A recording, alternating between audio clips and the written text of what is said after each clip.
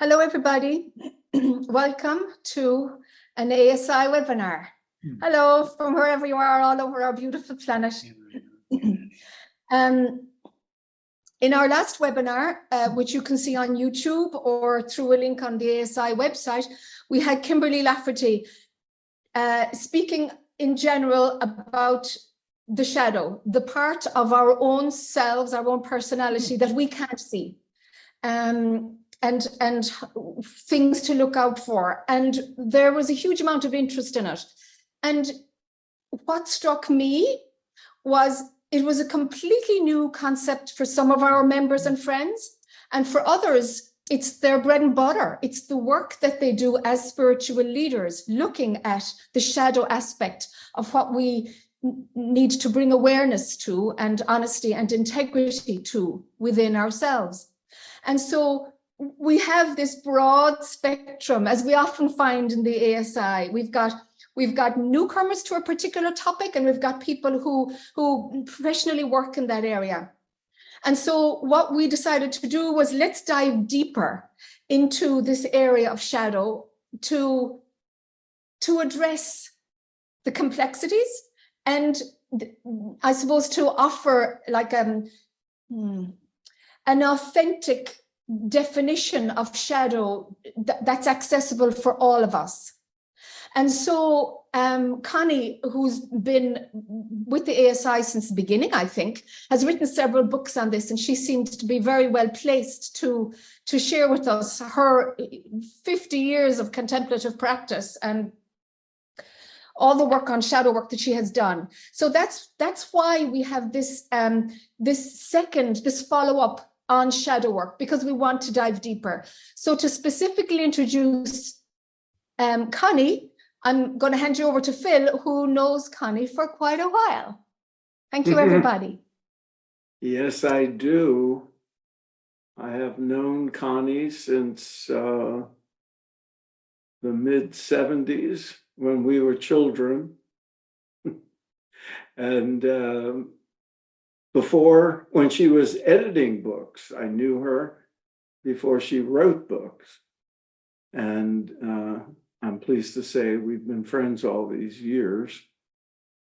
Connie is a retired therapist. Her wonderful books include Meeting the Shadow, Romancing the Shadow, and her most recent book, The Inner Work of Age, Shifting from Role to Soul, which I found very illuminating as somebody reluctantly entering elderhood. And her new book, forthcoming, available now for pre-order, is Meeting the Shadow on the Spiritual Path, something we can all relate to, subtitled The Dance of Darkness and Light in Our Search for Awakening. So I now introduce officially my old friend, Connie Zweig. Thank you, Phil. Thank you, Jack. Thank you for having me. Hi, everybody. So lovely to see your faces and know that we share this intimate connection around spiritual practice. It kind of makes automatic community, doesn't it? So what we're going to do this morning is a quick PowerPoint in order to just expand the context that we started with in the last meeting about projection. And then we're going to open it up for conversation, because I know many of you will have insights and comments of your own, and I can answer questions if those come up as well. So I'm going to start now. This presentation and the new book are called Meeting the Shadow on the Spiritual Path, The Dance of Darkness and Light in Our Search for Awakening. And I'm eager to hear from you if you have experienced meeting a shadow in yourself, in a teacher, in a group. I'm eager to talk about that with you. So in every tradition, saints and poets speak of the soul's search for the beloved, the seeker's yearning for the divine, for the self beyond ego. I call this holy longing from the poem by Goethe. And this holy longing is a secret feeling with many disguises that leads us to pursue a higher union in spiritual practice, religious discipleship, and even romantic embrace. It guides us to timeless wisdom and transcendent experiences. But it can also go awry when we project the divine onto a teacher, priest, guru, rabbi, or roshi, who's all too human, who has unhealed wounds, undeveloped empathy, maybe authoritarian tendencies. And in effect, a woman or a man who has a shadow. And if he or she abuses power, whether the abuse is sexual, financial, or emotional coercion, we feel the shock of betrayal. Our innocence is lost, and for many of us, our faith is shaken. We might say, he can't be enlightened as he claimed. Or she has secrets, she's not who I thought she was. Or the priest lied and the congregation was duped. So in our time, we've witnessed many contemporary teachers of Buddhism, Hinduism, Hasidism, Islam, Catholicism, and Protestant groups act out their shadows in destructive ways, leaving their followers traumatized and lost. And some of us have experienced religious or spiritual abuse ourselves firsthand, and others may have experienced witnessing it. But we may not have had spiritual shadow work to help us rekindle the flame of longing in our souls. Some of us may have met our own shadows as teachers ourselves, perhaps shocked at our own words and behaviors. So let's take a step back together and just be sure that we're all on the same page. What is the shadow? Jack mentioned it briefly in her introduction. Personal shadow is a term coined by the renowned Swiss psychiatrist Carl Jung to refer to the personal unconscious. The shadow develops in each of us as children as we identify with socially acceptable traits like politeness or generosity or caretaking to find love and acceptance from adults. And in this way, we form a conscious ego and we banish the opposite traits, rudeness, stinginess, self-centeredness, into the unconscious shadow. And so the ego and the shadow develop in tandem. So if our sadness is shamed, it's exiled into the shadow. If our anger is punished, it's banished too. If our musical or artistic talent is banished, is dismissed or is shamed in some way, is not valued, then it gets buried in the shadow. And our ego develops to accommodate the loss of those authentic feelings. In the same way, in a spiritual community, if our anger or sadness are forbidden, we develop a spiritual persona to find belonging and acceptance. And those other feelings, those unwelcome feelings, go into the shadow. So if a spiritual teacher forbids sex, those impulses are banished. And we lose our connection to traits, feelings, attitudes, and behaviors that don't fit our communities or belief systems. And because the shadow is beneath the threshold of awareness, we can't gaze at it directly. It's like a blind spot in our field of vision. So with shadow work, we can learn how to listen to the inner voices that lead us to do the same things that we've always done without the results we want.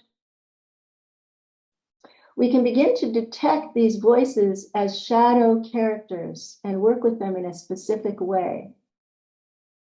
Today, I'm going to share an introduction to the shadow on the spiritual path, the ways in which we meet the hidden, unacceptable, forbidden parts of ourselves or others in our spiritual lives. Daily accounts of the eruption of human shadow bombard us today in the social and the political arenas. But there's been little exploration of shadow in the spiritual domain. We lived through a tidal wave of Catholic priest-child sexual abuse scandals in the 80s. And today we see on social media and published reports teachers in every tradition who claim the highest reaches of human consciousness, and yet who act out sexual assault, emotional abuse, and financial coercion. And yet, despite all this, we continue to imagine that a spiritual life can be possible without an encounter with human darkness. Why do we continue to be shocked and betrayed when it erupts? The Me Too movement went viral in 2017 to raise awareness of sexual violence in the workplace, the military, universities, and other settings, but it didn't publicly address abuse in the spiritual context. But it did help survivors and witnesses in spiritual communities to connect online, empower each other, and encourage whistleblowers to out spiritual leaders, religious leaders. And some all-powerful teachers could no longer control the narratives in their isolated kingdoms. Some fled the country or lost legal battles. In one chapter, I tell the tales of dozens of renowned teachers who fell from grace. And you probably know their names.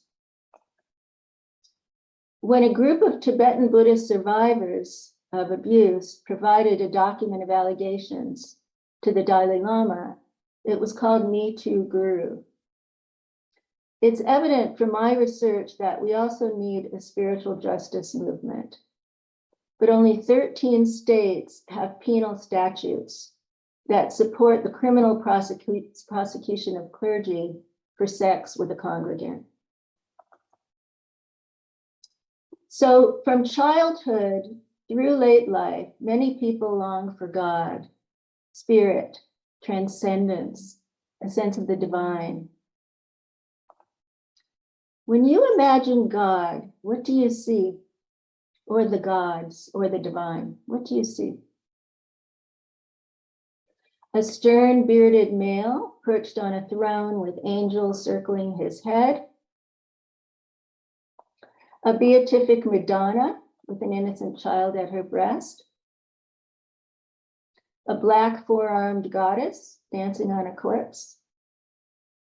Indra's net as it weaves through and interconnects all living things.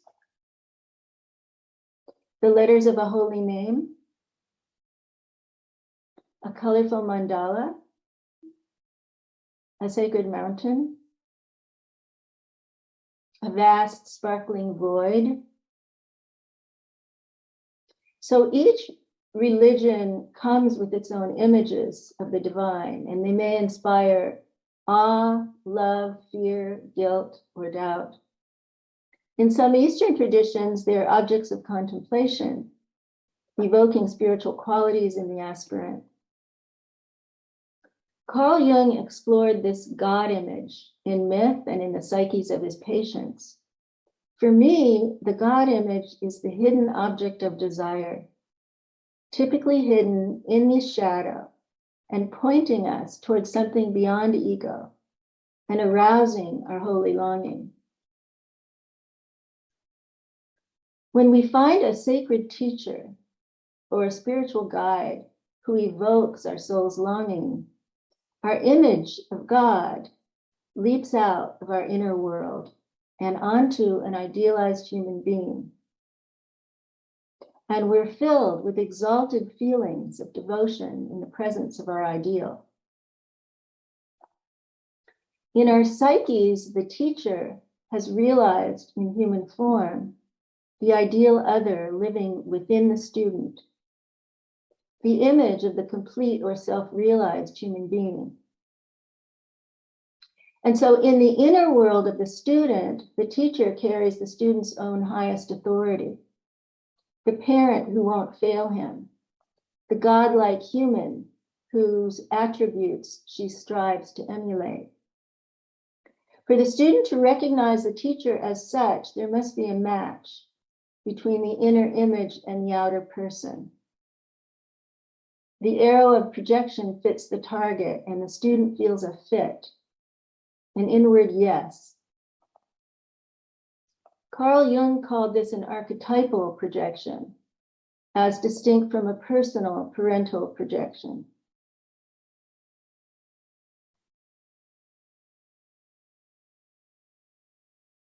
Once activated, this projection holds a promise and a duty, an inspiration and a burden. Now, on the flip side, the teacher basks in the admiration and devotion of the student. He may feel himself enlarged in her gaze. In some cases, teachers unconsciously come to emotionally depend on this adoration, like food. And so they behave in ways that exact exclusive obedience from their followers. With a lack of moral development, they may act out their shadows in destructive ways. So what would lead us as independent, developed adults to endow another human being with so much power and authority that we feel blind faith in her? Our tender longings activate vulnerable feelings of childlike devotion. Each of us carries unmet childhood needs into adulthood, unconscious longing to merge with a powerful figure for protection against frightening feelings of powerlessness or abandonment. And so we're susceptible to the vagaries of human authorities who appear to be benign.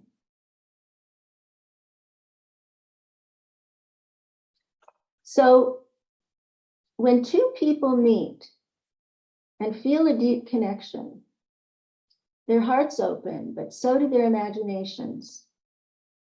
And through projection, the shadow expels both positive and negative traits by attributing them to other people and disowning them in ourselves.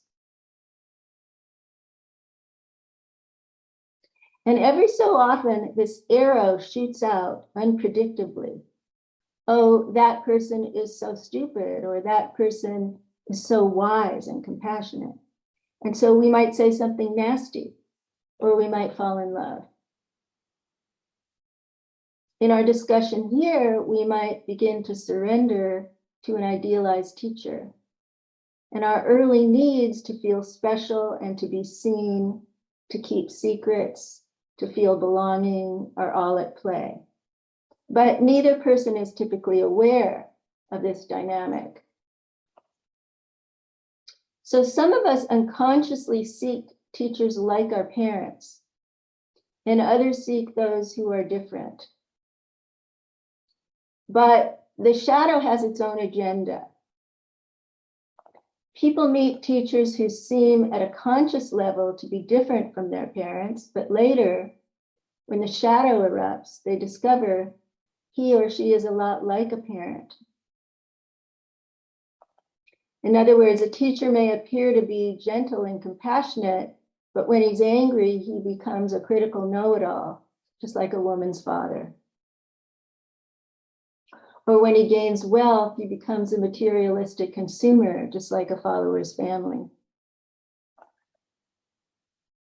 And then he begins urging people to keep his secret, just like family secrets in alcoholic families. And so it's an unconscious match. The shadow in each of them is unconsciously recreating a relationship and bringing an opportunity for spiritual shadow work to expand our awareness of these hidden parts of ourselves. What happens when the projection rattles? Have you experienced spiritual or religious abuse of power, sexual coercion, financial coercion, Let's explore each of these now. So our clergy and spiritual teachers, even when awake in advanced stages of consciousness, are still human and not perfect. If a teacher's ego becomes inflated with success, surrounded by adoring followers and props of a lineage, she may come to feel the right to sit on a golden throne and increase her authority without limits. Using power to serve the ego's agenda, the teacher's danger grows, and soon she doesn't have power, power has her.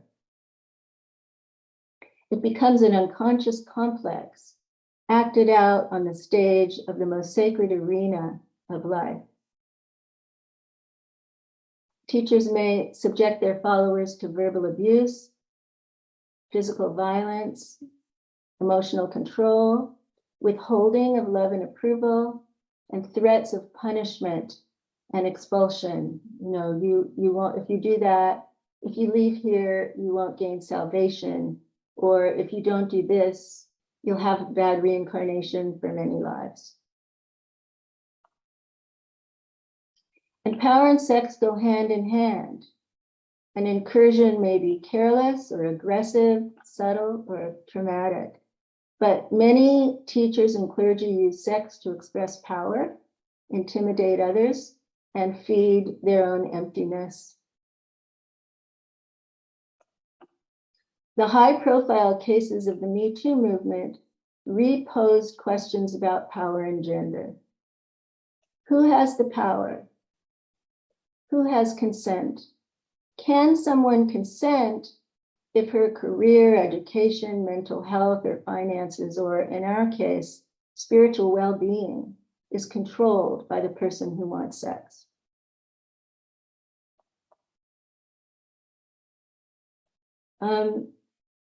The power differential between clergy or spiritual teachers and their acolytes make consent questionable for me. And this is a key insight for teachers who feel sexual attraction to students and believe they can act with impunity. Like sex, money can become the ego's tool.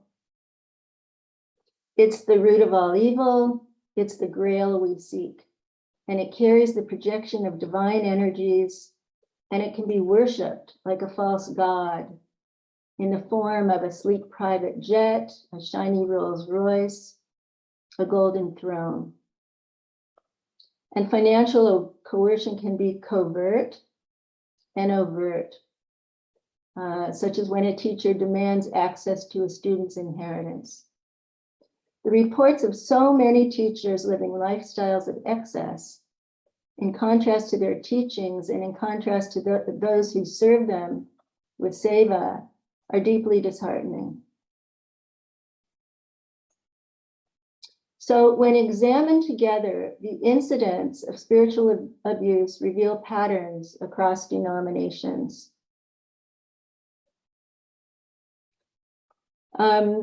Let me just read these briefly because we can talk about them in the discussion if you want.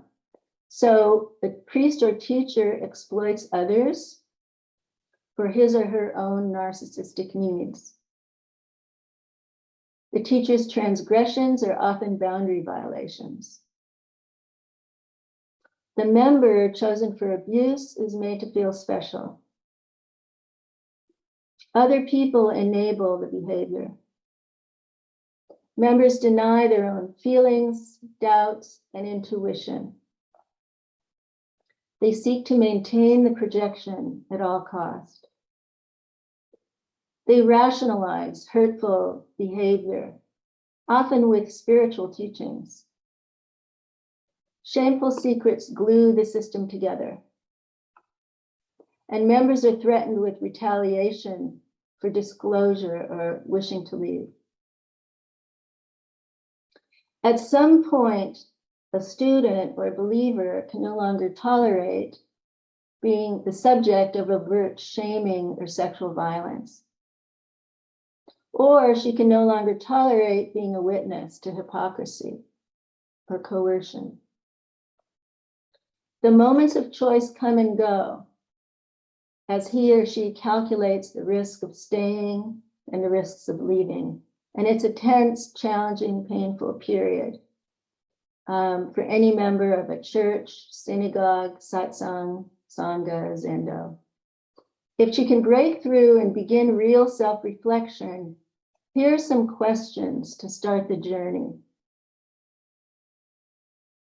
Reflect on your role in relation to the teacher. Do you feel more free and authentic in this role or more trapped and controlled? Feel the tension between your devotion and your growing need for autonomy and self-expression. What did you give away in projection to your idealized other? What traits did he or she carry for you? And so what did you banish into your own shadow? This inner work for me is a relative kind of waking up. That's how I think of it. It builds a bridge between psychology and spiritual practice so that we don't succumb to spiritual bypass, using beliefs and practices to avoid facing our wounds and eventually acting out the shadow. So I'm going to give you a brief overview of some of the steps of spiritual shadow work, and then we'll have a conversation. So first and foremost, have you given away your spiritual essence? Have you projected your spiritual authority? In my training as a psychologist, I was taught to carry projection by a client until the right moment to give it back, to send the internal authority or the voice of the higher self back to a client and release the projection that I carry and return it to the inner world of the other person. If we believe the words God, Guru, and self are one, how do we act on them? How do we live this with our students? The next step is self-reflection about our beliefs. Have you accepted a teacher's definitions of spirituality and moral behavior? Have you projected your certainty and banished your doubts? And what do you need to reclaim your critical thinking?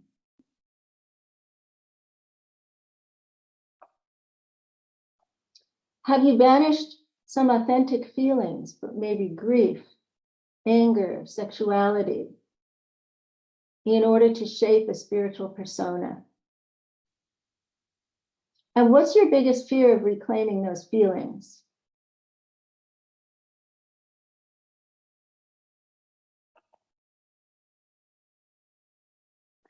Do you believe the impulses of the body are dangerous temptations? And which bodily sensations have you forbidden? What would happen if you began to allow them to arise? What do you need to feel safe to reconnect with your body? And finally, have you become passive, submissive, giving up action in your own behalf?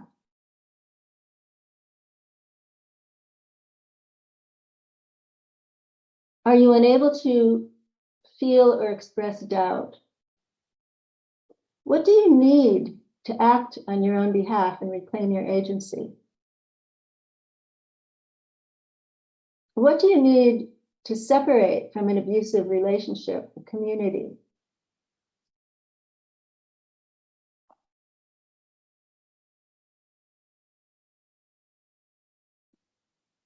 With the collapse of projections, the real inner work begins. We can see through our projections to the humanity in the other person, the darkness and light, the fallibility and divinity. And slowly we come to see that our beloved guide, mentor, analyst, or guru is not responsible for carrying the divine for us. We recognize that what they carried for us was inside of us all along. And we can reclaim those projections and carry both our own wounds and our own greatness. And then we need others in a different way. We may still need guides and teachers, but we don't need them to parent us, or even maybe to connect us to the divine, but to join us in the dance between love and freedom, union and autonomy.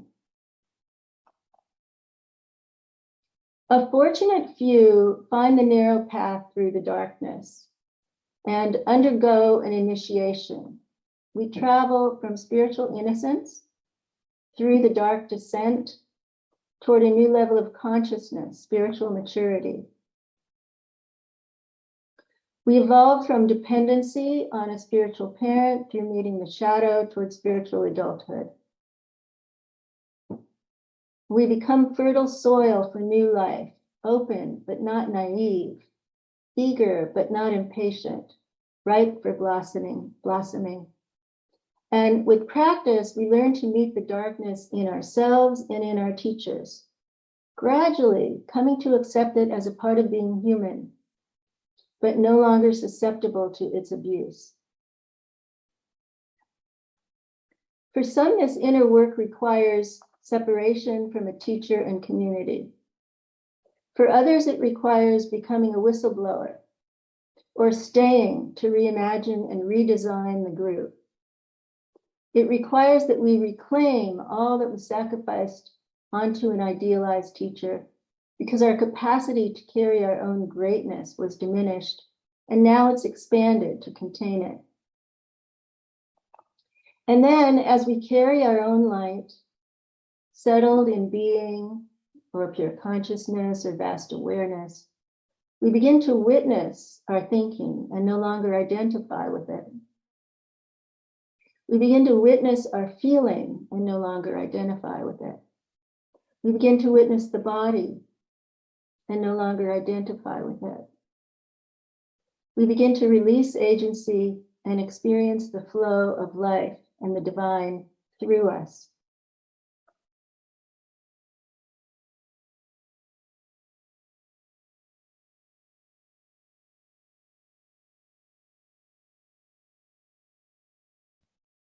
I'm just going to edit myself here.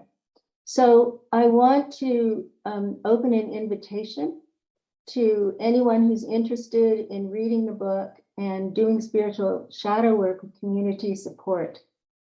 I'll be forming free leaderless online groups whose intention is to read the book together and do practices in community.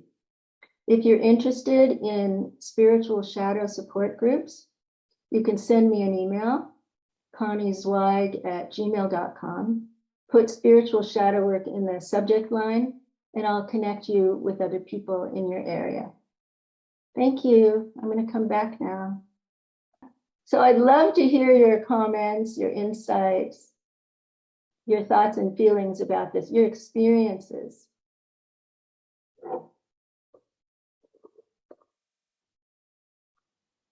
Feel free to unmute yourself if somebody would like to speak, or if you're somebody who'd like to put your hand up, then please go ahead. Hi, David. Hello, sorry to be the first one to speak. I think it's an important subject. I like the talk because it seemed to be about spiritual abuse or abuse of spiritual teachers, which I think is an extremely important topic.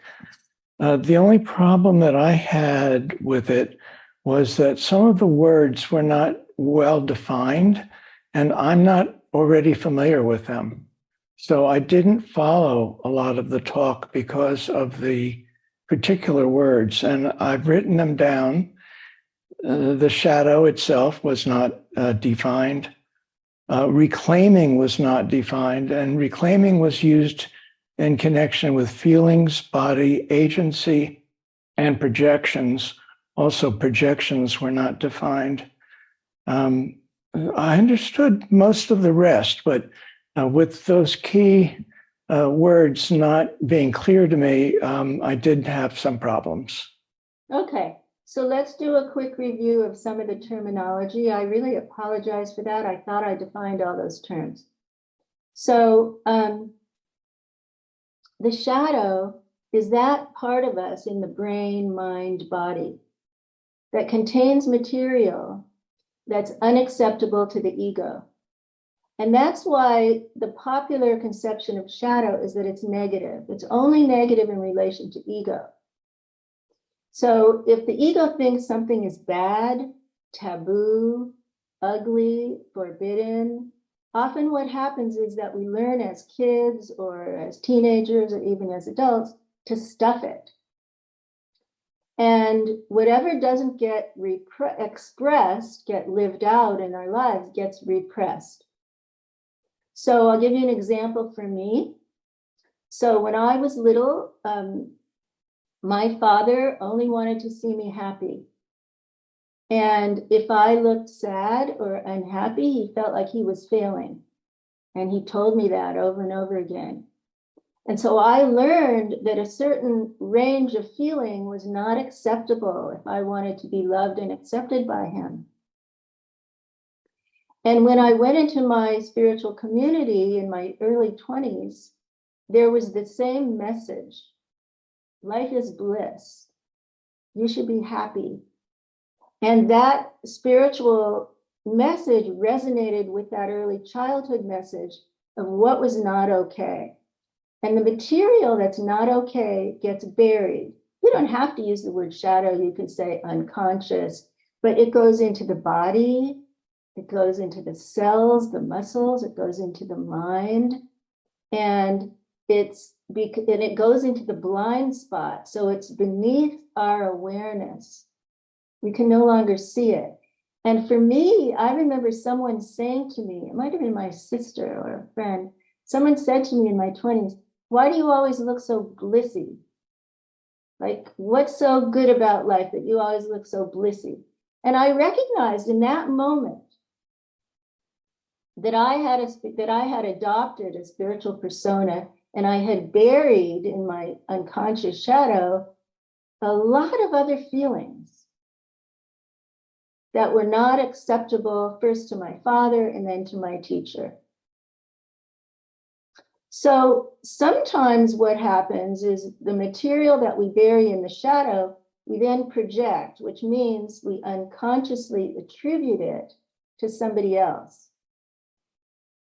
So if I look at somebody else who looks, and I have an exaggerated emotional response, let's say, to a stranger. I walk into a party, I don't know this person, but I have an exaggerated emotional response and I make an assumption about that person.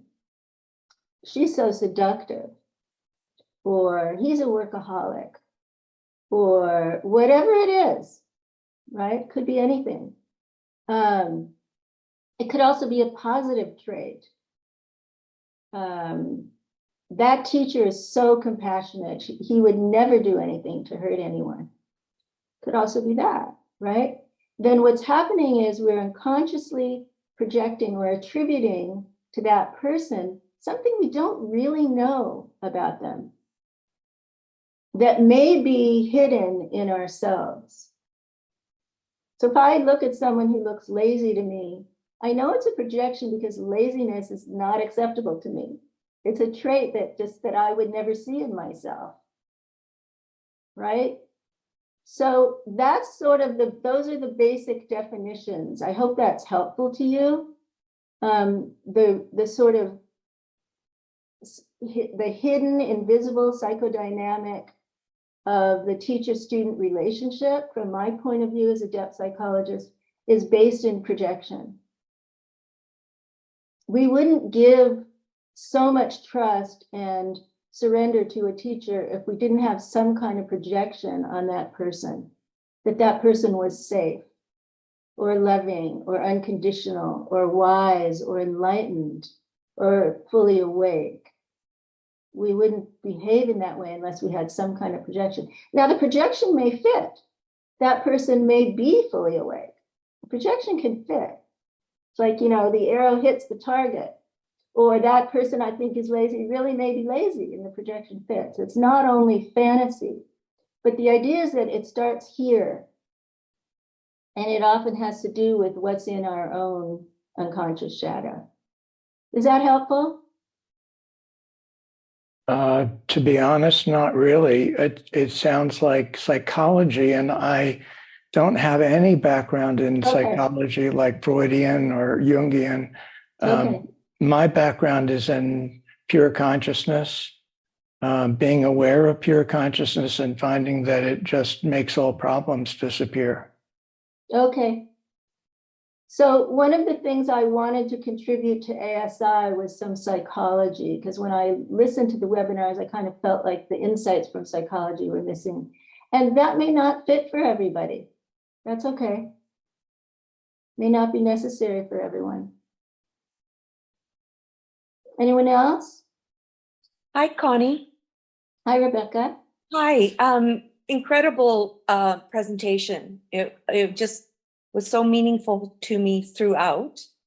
I'm from Edmonton, Alberta, and one of the reasons I bring that up is we've had a very public situation with a spiritual leader here. Is it okay to name that?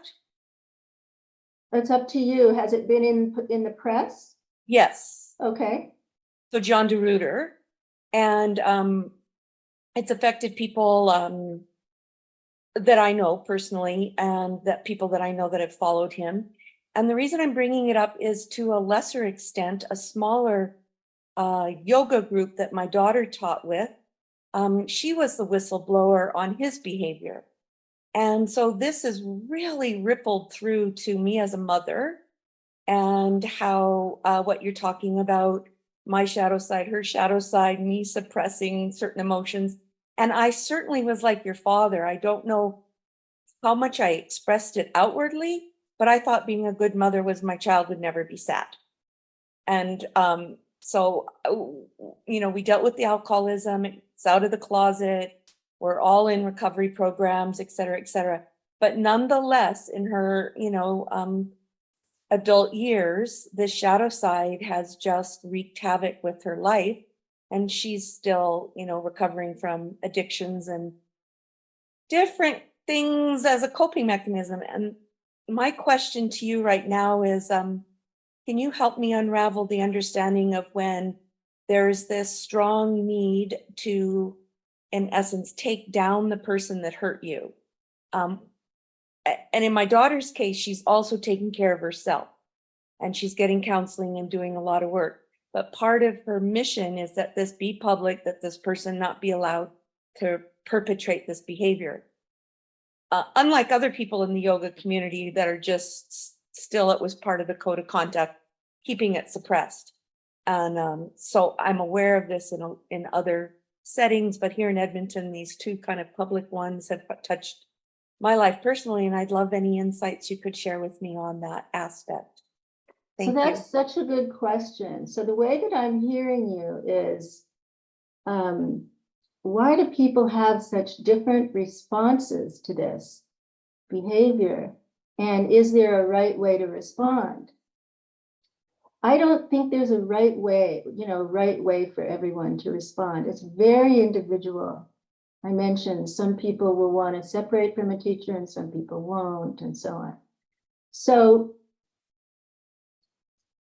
for people who, one of the consequences of undergoing, suffering religious or spiritual abuse with post-traumatic stress consequences is an identity crisis. Who am I? Who am I if I am not this person's devotee? Or who am I if he's not really awake and I put all my trust in him? Am I a victim, a survivor? Am I a consort? Am I a secret keeper? Am I a secret wife, a lover? Am I, and so these labels get attached to our identity. If we're not living in non-dual awareness, we have lots of local identities. right? So in this case, we undergo abuse. I am a victim. And therefore, the victim behaves in a certain way. The victim wants retribution or revenge. The victim wants a voice and wants everyone to know. We watched this during the days of the Me Too movement with different women in Hollywood and how they came out with different timing and different messages and different, we watched that process very publicly. And this goes on in every community where there's abuse. So one person responds with this identity of the victim and the need and the idea that there can only be recovery if I speak out and this is stopped, right? And even, with sexual abuse, that message is also very clear in our culture. Go to your abuser, talk it out. If you can't get reconciliation, sue. There's a lot of litigation around abuse and so forth. So there is that sort of activist response. And then there are other people, and I tell many stories about this. There are people who do not choose to leave a teacher or a community. It may be because they can't emotionally separate, but it may actually be because they choose, okay, the meaning that I gained or the spiritual experience that I gained was more valuable to me than the hardship or the suffering. So I'm going to choose to stay, and I'm going to begin to see if I can change the system. So this happened, remember Kripalu Yoga Center on the East Coast? So this happened in that community. It also happened at the LA Zen Center, where people decided to look at the systemic causes of the abuse.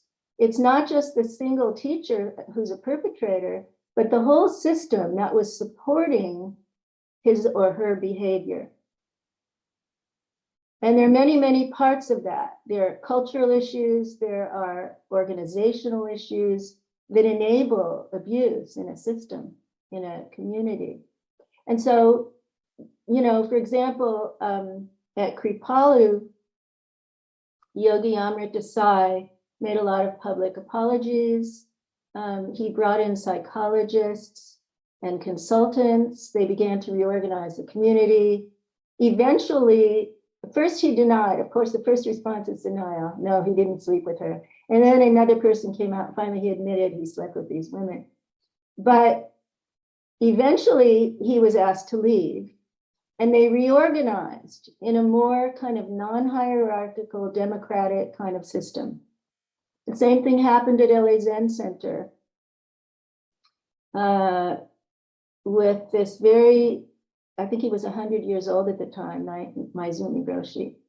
And then Roshi Wendy Nakao came in and she just took everything down and rebuilt it from the bottom up.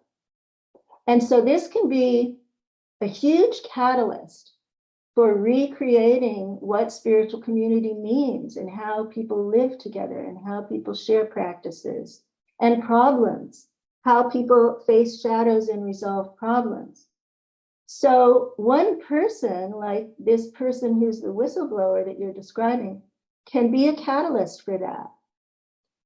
On the other hand, if the response is silence, if the response is denial, if there's no openness to changing the system, that person can suffer more, can be scapegoated, and can really, experience more suffering.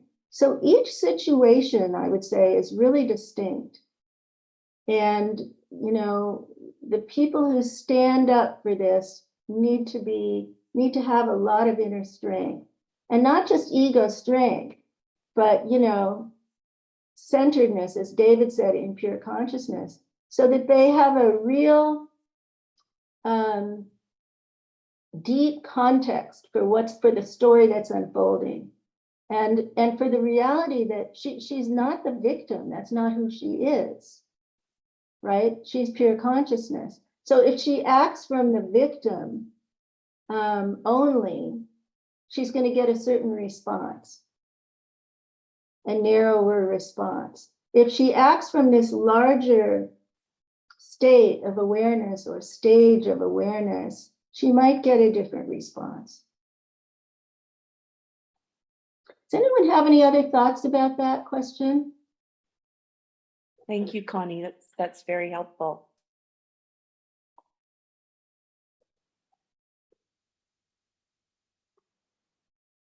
Connie, for everybody, I recently interviewed the CEO of Kripalu and Stephen Cope, the psychologist who was there when all this unfolded. And so I put the link to that interview on my podcast in the chat room if anybody wants to hear their history of it. Great. Lisa? Hi, thank you so much for this talk. Just so wonderful. And my question is not related to the previous comment, but this is within the context of what you were covering today. It was about spiritual abuse, but I'm really curious if you talk about in your book, or if you could speak to because I've been in a spiritual community where there was all of the things that you listed, and I extracted myself out, did all of this shadow work, all of that. I'm in a different community now, completely different, like the whole other, the exact opposite of what I was in before. So I feel like I have a very, very good understanding of what what spiritual abuse looks like, and then a healthy spiritual community. So what I'm curious about is those instances in which it is a healthy spiritual community, but there might be people students within the community who are going through shadow and they're projecting onto the teacher. Is there a way to support the process of spiritual awakening, which at some point will probably include some of this spiritual shadow work, right? Like, how do we be discerning around that, other than like, if you've been in a community like I have that it had spiritual abuse, and then now I'm in this other one and it's like, okay, that's not there, but there's a person within the community who's going through just her own shadow right now. And she's doing a lot of projecting that nobody else is experiencing within the community around the teacher.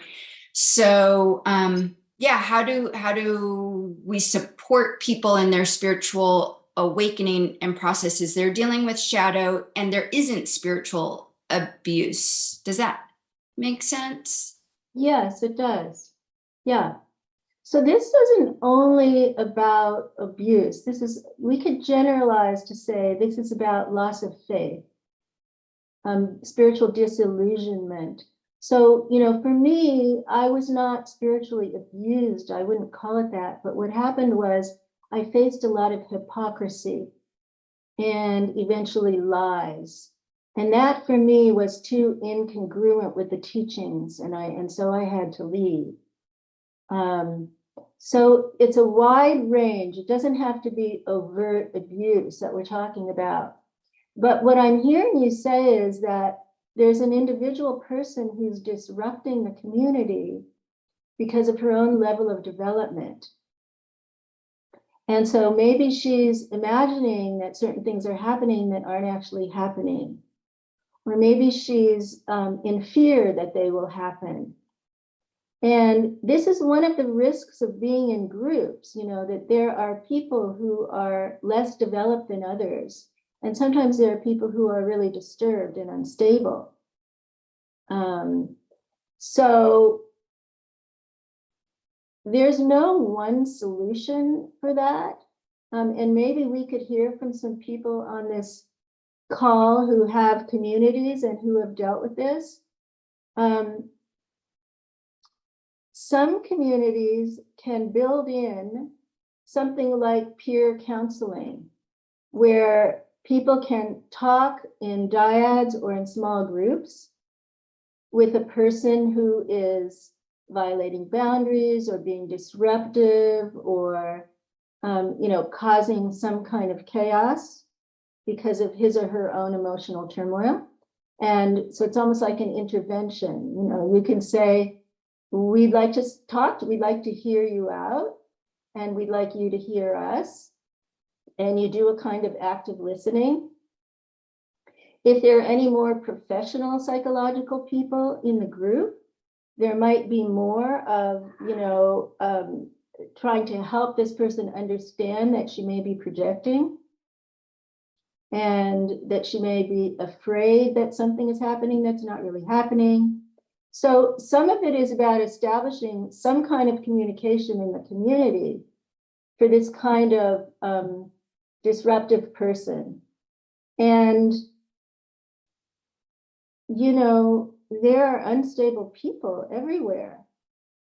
And sometimes they need our support, but sometimes they need a more direct, honest approach. And even risking that she may leave, but she probably needs that kind of encounter from someone in the group, and maybe someone who has some authority. I hope that's helpful. Marin? Hi, this was such a wonderful discussion. So thank you for everyone. And I don't see Lisa on anymore, but I just had something else to reflect on what she had shared. And just thinking about how having an individual who is in some way projecting onto an entire community, to me, it seems like, and I'm hoping you can comment on this, Connie, that it seems like the community actually that is going to be reflecting on and doing their own shadow work around that, instead of, I don't know what this individual will do. I don't know how they will work through their, whatever's going on with them. But it seems like as a community, we would be like, well, how come we are a community that has people like this within it? Or how are we as a community when someone in our community acts like this? And how does it trigger us individually, and how do we behave collectively? And that seems like the more, I don't know, creative and, productive response. So what's the question in there? Oh, no, it's not it's a question of maybe, like, I don't think, for me, if I was in that community, it wouldn't be about the person who's projecting. It would be about, okay, how do her projections land on me as a member of this community? How do her projections impact the way I see her? And so that's my shadow work that I have to do. And so from my perspective, that's the only power I have in that situation, really, is to continue to reflect on me. And then maybe if there were people in the community who collectively wanted to also do the same thing with me, maybe like what ultimately happened with Kripalu and Zen Center, that we would be doing individual and collective shadow work. And so. Okay, thank you. David? I've got a specific question, but to preface it, over the time I sat on the ASI board, I think the word would be stunned by the level of, whatever you want to call, misbehavior among prominent teachers. I had not, although I've taught for almost half a century and have been aware of some of the more public, high profile examples of that, I was really amazed by the prevalence of these conditions, and it certainly caused me to look with greater scrutiny at my own practice. Early on, when I was still reading everything and going everywhere I could find before I found my teachers, I was heavily influenced by Franklin Jones, his writing, his teaching, and a brief period of time with this community in San Francisco. but I found my own teachers in another tradition after that. But I then saw his trajectory towards becoming Adi Da and the high profile experiences there. So I saw these as one-offs. And then sitting on ASI, I was stunned by the level of this. I just wanted to mention that my own teachers were, from my point of view, impeccable. The experience I had was incredibly positive, bringing me through the teaching and the experiences and then authorizing me to teach. So I didn't have that traumatic experience, and I had a prototypical happy childhood, I guess you could say. So I didn't have that. So that's why I think it stunned me so much. But now the question that I have goes back to the traditions themselves. Almost all of our traditions go back thousands of years. And the earliest documents almost all speak of the teacher, the master, in these exalted terms, and almost suggesting that they are speaking with the voice of God. Many of them do. And I think that tradition has worked its way into the spiritual communities. I think we're still dealing with that, even though we all know from experience that it doesn't actually play out that way. So I would be interested in hearing your thoughts on that. Yeah, so the research for this book was very, very disturbing for me. I didn't realize the scale either of what was happening. And so it became, an effort to understand how this could be. How could this be happening? And, Ken Wilber's teachings are very helpful in this way. The difference between states and stages, and also the lines of development. Some of you may be familiar with that. So you can be highly developed along the spiritual line and very undeveloped along the moral line or the emotional line or the creative or the cognitive line. Awakening is not global. It doesn't solve all psychological and emotional problems. And it doesn't, and from a psychologist's point of view, it doesn't resolve personality disorders. And so when I read about, the intensity of some of the abuse by really renowned teachers, I can only conclude that they have severe narcissistic and in some cases sociopathic personality disorders. And that doesn't mean that they don't have high spiritual states. And that's very confusing. Yes. And it's very disheartening, because we want it to do everything. And we begin as young seekers thinking that it will solve every problem and it will lead only to bliss. And so it's very confusing to discover that this is not the case. And at the same time, there are teachers with great integrity. And there are teachers with great compassion. And so how do we, given, the gifts of psychology, I know, David, this is hard for you. The language is hard for you. But given our insights now from 100 years of psychology, how can we rethink the teacher-student relationship? The scriptures that wrote about the master-disciple relationship were not in our culture. And so there are cultural issues in these communities now.